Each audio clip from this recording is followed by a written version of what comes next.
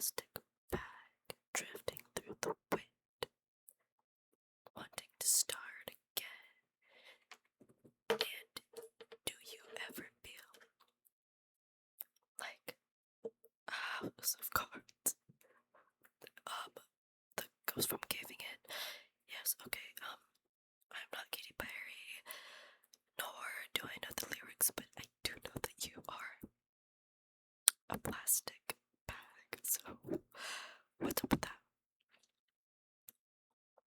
I want to touch it. I want to touch it. Is that too loud?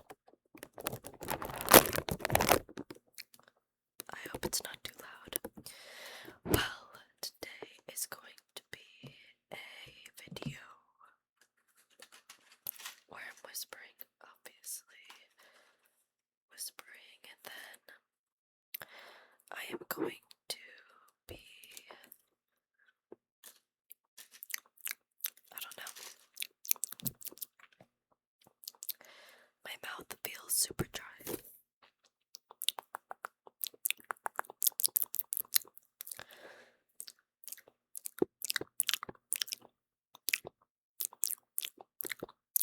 What do I do about that information?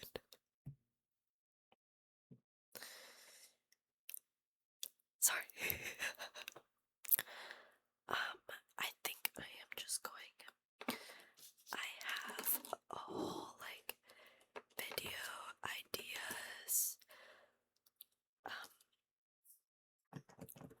in my notes. My secret paper note that you cannot see because it's a secret, obviously. So, what ideas should I do?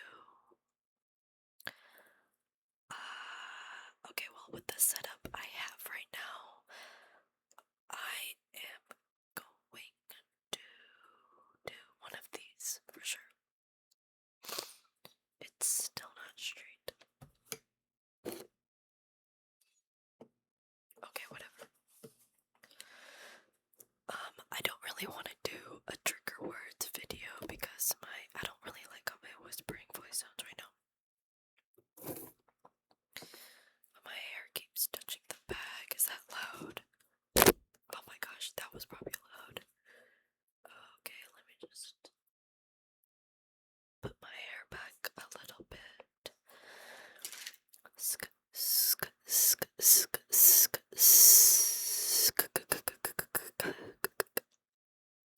I am going to be doing an entire binaural video, so I have to wait till I get a binaural mic for a full length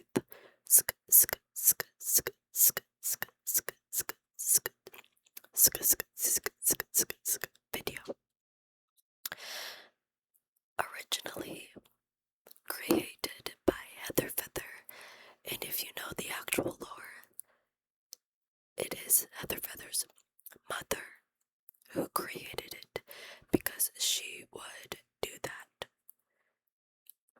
to help her fall asleep, and that was like her first experience of ASMR. So that's really cool, and that video is super old, but you should watch the original. Because that's still one of my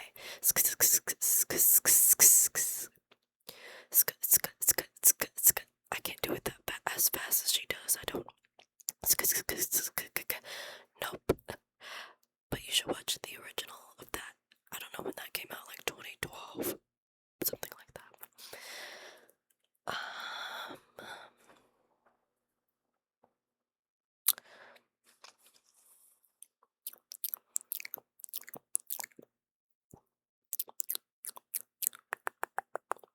Honestly, the only one that I can think of that I can do with you being a plastic bag and all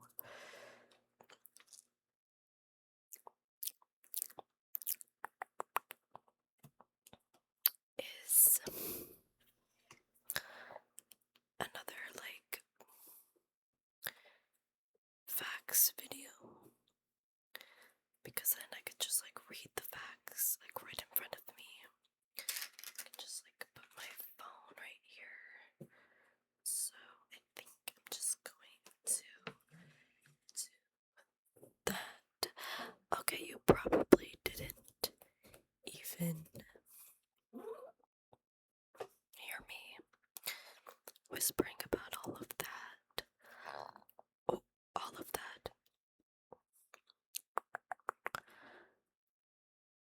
My body keeps making noises.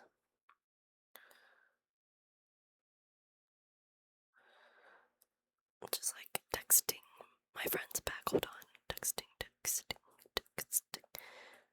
Of course.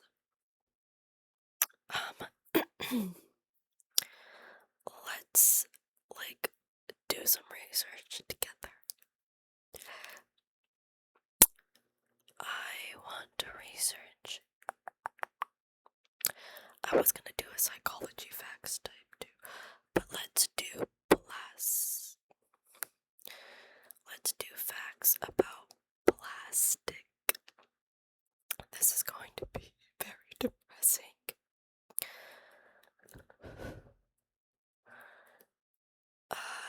Is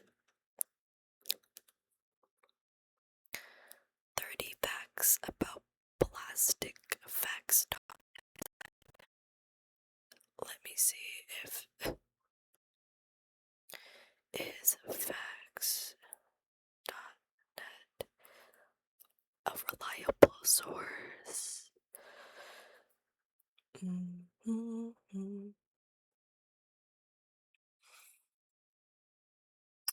It's a questionable source. Okay, so let's like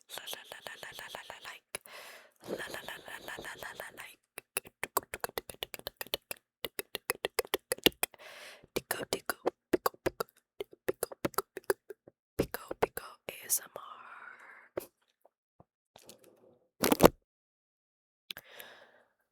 Okay, should I just read the plastic pollution statistics? Okay, I'm just gonna. I don't want to read just about plastic pollution history, like effect on the world, stuff like that, like history and future of plastics. Yeah, let's do that.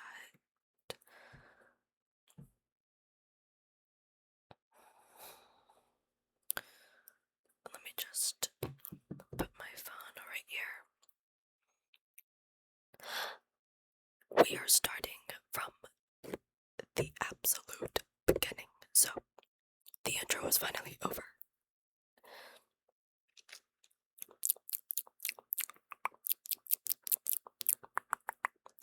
Now for the facts, which I'm going to have to do that setting where my phone like stays on.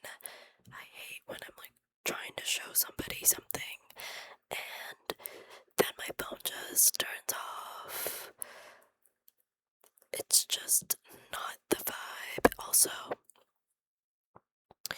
if you have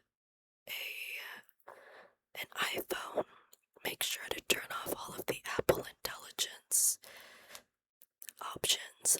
It's already bad, I know that I have one, but oh, don't worry about that. That was just my cat. That's just my cat eating. Like, he's chill. Don't worry about him. This hair in the back. Okay.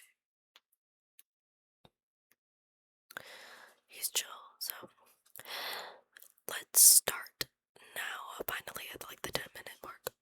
Okay. Plastic is a word that originally meant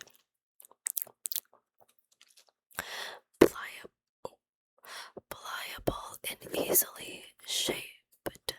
It only recently became a name for a category of materials called polymers. The word polymer means of many parts, and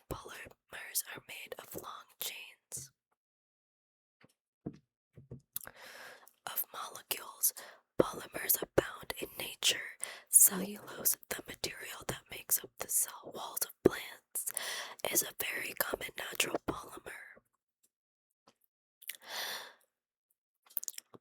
Over the last century and a half, humans have learned how to make synthetic polymers, sometimes using natural substances like cellulose, but more often using the plentiful carbon atoms provided by petroleum and other fossil fuels. Synthetic polymers are made of long chains of atoms arranged in repeating units, often much longer than those found in nature. Sorry, I love articulated whispers. It is the length of these chains and the patterns in which they are arrayed that make polymers strong, lightweight, and flexible. In other words, it is what makes them so plastic. Oh, these properties make synthetic polymers exceptionally useful. And since we learn how to create and manipulate them, polymers have become an essential part of our lives, especially over the last 50 years. Plastics have saturated our world and changed the way that we live. The first synthetic plastic, the first synthetic polymer, was invented in 1869 by John Wesley Hyatt, who was inspired by a New York firm's offer of $10,000 for anyone who could provide a substitute for ivory. The growing popularity of billiards had put a strain on the supply of natural ivory, obtained through the slaughter of wild elephants. By trading cellulose derived from cotton fiber with camphor, I had discovered a plastic that could be crafted into a variety of shapes and made to imitate natural substances like tortoise shell, horn, linen, and ivory. This discovery was revolutionary. For the first time, human manufacturing was not constrained by the limits of nature. Nature only supplied so much wood, metal, stone, bone, tusk, and horn. But now, humans could create new materials. This development helped not only people, but also the environment. Advertisements praised celluloid as the savior of the elephant and the tortoise. Plastics could protect the natural world from the destructive forces of human need. Wow, isn't that kind of ironic? Okay. Oh, if you're asking what website I'm using sciencehistory.org, so it's reputable. Last paragraph of that section says the creation of new materials also helped to free people from the social and economic constraints imposed by the scarcity of natural resources. Inexpensive celluloid made material wealth more widespread and obtainable, and the plastics revolution was only getting started. Next section, the development of new plastics. In 1907, Leo Baekeland invented Bakelite, the first fully synthetic plastic, meaning it contained no molecules found in nature.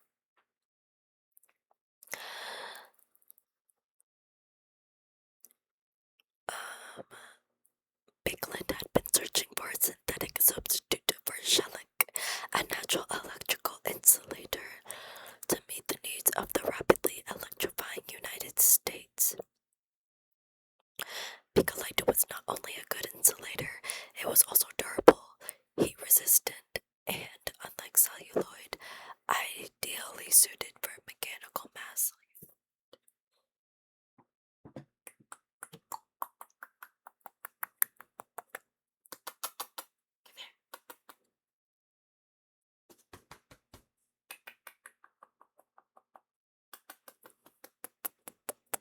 My cat is trying to escape, but he cannot escape. He's not allowed to escape. Anyways, where was I? Rapidly electrifying United States. Bakelite was not only a good insulator, it was also durable. Heat resistant, and unlike any celluloid, ideally suited for mechanical mass production, marketed as the material of 1,000 uses. Bakelite could be shaped or molded into almost anything, providing endless possibilities. Hyatt's and Bakelin's successes led major chemical companies to invest in the research and development of new polymers and new plastics, soon joined celluloid and Bakelite, while Hyatt and Bakelin had been searching for materials with specific properties. The new research program sought new plastics for their own sake and worried about finding uses for them later.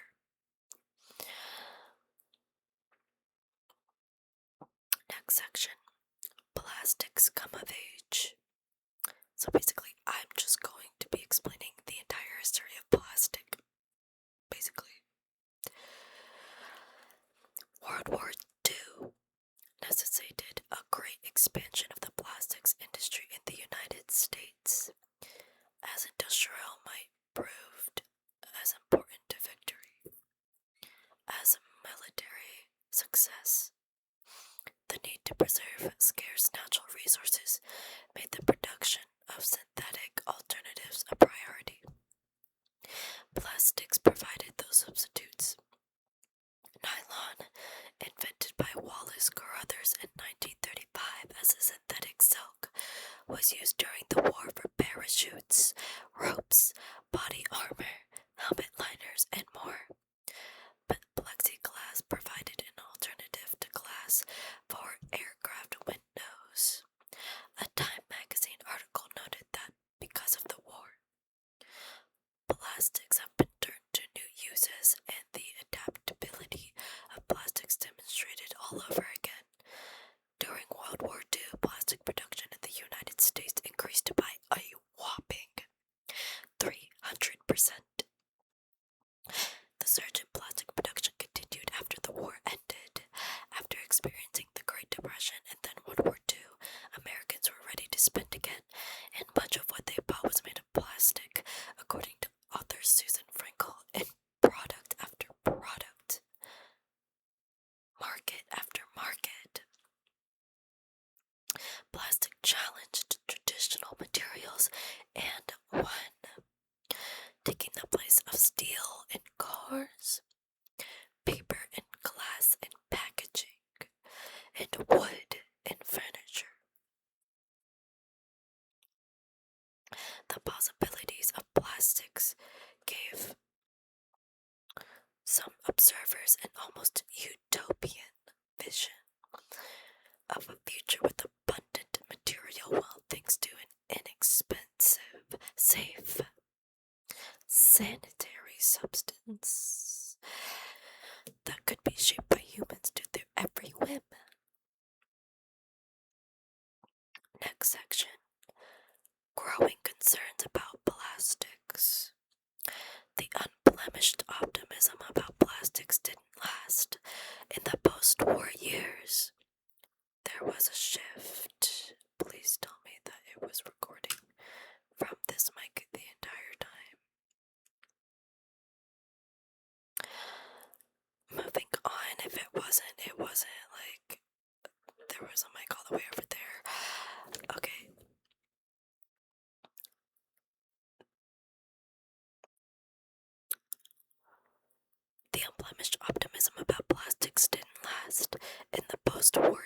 years, there was a shift in American perceptions as plastics were no longer seen as unambiguously positive. Plastic debris in the oceans was first observed in the 1960s, a decade in which Americans become increasingly aware of environmental problems. Rachel Carson's 1962 book, Silent Spring, exposed the dangers of chemical pesticides. In 1969, a major oil spill occurred off the California coast, and the polluted Cuyahoga River in Ohio caught fire, raising concerns about pollution. As awareness about environmental issues spread, the persistence of plastic waste began to trouble observers. Plastic also gradually became a word used to describe that which was cheap, flimsy, or fake. In The Graduate, one of the top movies of 1968, Dustin Hoffman's character was urged by an older acquaintance to make a career in plastics. Audiences cringed along with Hoffman at what they saw as misplaced enthusiasm for an industry that, rather than being full of possibilities, was a symbol of cheap conformity and superficiality. Okay, let me pause this here because I don't know if it was recording. But if it was, I think I'm also just going to end it here in this section. I hope you guys had a really nice time, and I hope this video was okay. Have a good